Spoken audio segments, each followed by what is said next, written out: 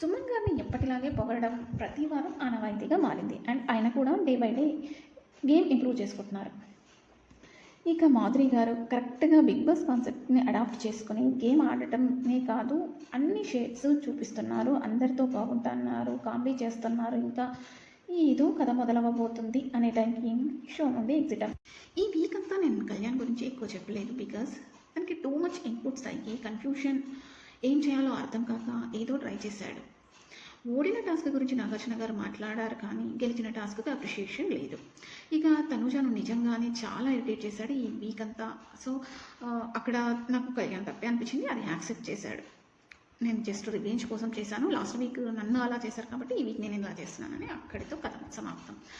దాదాపుగా అందరూ వీక్ అంతా ఆయన గొడవలకు కారణం రేషన్ మేనేజర్ అన్నారు. కానీ నిజం చెప్పండి, మన ఇంట్లో మనం ఎవ్రీ టైం ఫ్యామిలీలో ఉన్న దాదాపు అందరూ నాకు ఇది కావాలి, నాకు ఇది వద్దు, నాకు ఇది రాలేదు, నాకు ఇది చాలలేదు, నాకు ఇలా పెట్టలేదు అంటే జెన్యున్గా చెప్పండి, 1-2 సార్లు అంటే ఓకే, ఒకరు లేదా ఇద్దరు అంటే ఓకే. బట్ ప్రతిసారి ప్రతి ఒక్కరూ దట్టు లిమిటెడ్ రేషన్ ఉన్నప్పుడు ఇలా ఉంటే మన అమ్మ ఏం చేస్తారు?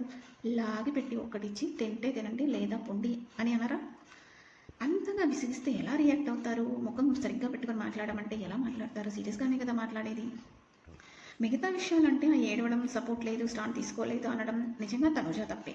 కానీ కిచెన్లో మాత్రం నాకు తనే కరెక్ట్ అనిపించింది. సండే ఎపిసోడ్లో ఏం అడగబోతున్నారు నాగార్జున గారు చూద్దాం. డెమన్ గేమ్స్ బాగా ఆడతాడు, అందరితో బాగుంటాడు, ఎప్పుడూ ఎక్కడ నోరు జారి ఎక్కువ తక్కువ మాట్లాడాడు, అంతా బాగుంటుంది. ఒక రీతుతో పడే గొడవలు తప్ప, అది ఖచ్చితంగా యాక్సెప్టబుల్ కాదు. కానీ దానికే హౌస్ నుండి పంపించరు.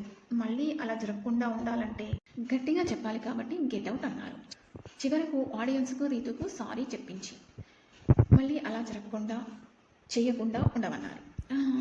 ఓకే, సారీ చెప్పించవచ్చు అని నాకు అనిపించింది. ఎందుకంటే ఆ రోజు తన బిహేవియర్ అది నిజంగా తను ఇంటెన్షనల్గా చేసి ఉండకపోవచ్చు, కానీ చూడడానికి కాస్త బాగాలేదు.